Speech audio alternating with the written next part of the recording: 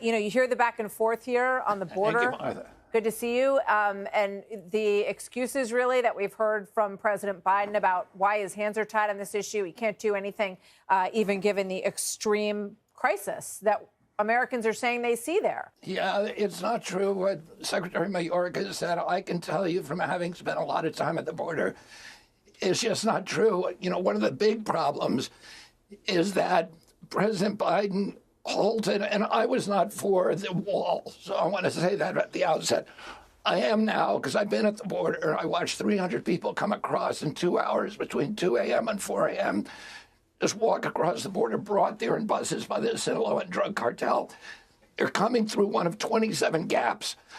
Those gaps should have been closed 3.5 years ago, but President Biden, the material is sitting on the ground next to the gaps. President Biden and Secretary Mayorkas ordered the fence stopped. The construction of the fence, the material's already been purchased. And that's where everybody's coming through. So all they need to do is to seal those gaps in the fence. They also tore down, you know, they're in the remote areas. You don't need the big wall, but you need fence, you need sensors, you need long-range cameras, you need nighttime video, and you need the access roads. And those were already in place. And President Biden and Secretary Mayorkas ordered them dismantled.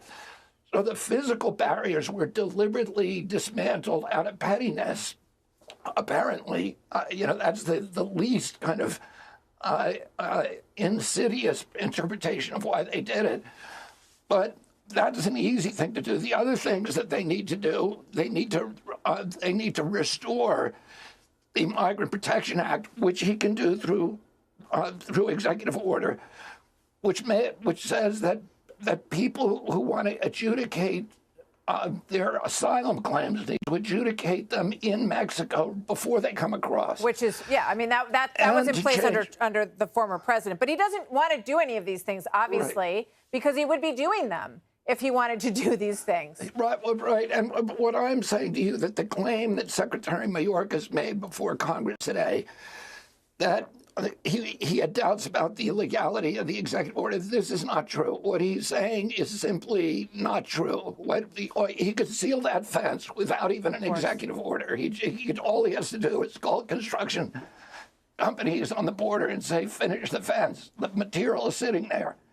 So it's not going to, there's no legal challenge to that. It could be done. It could be done overnight, and they're just not doing it. And there's 100 other things they ought to be doing that they're not doing.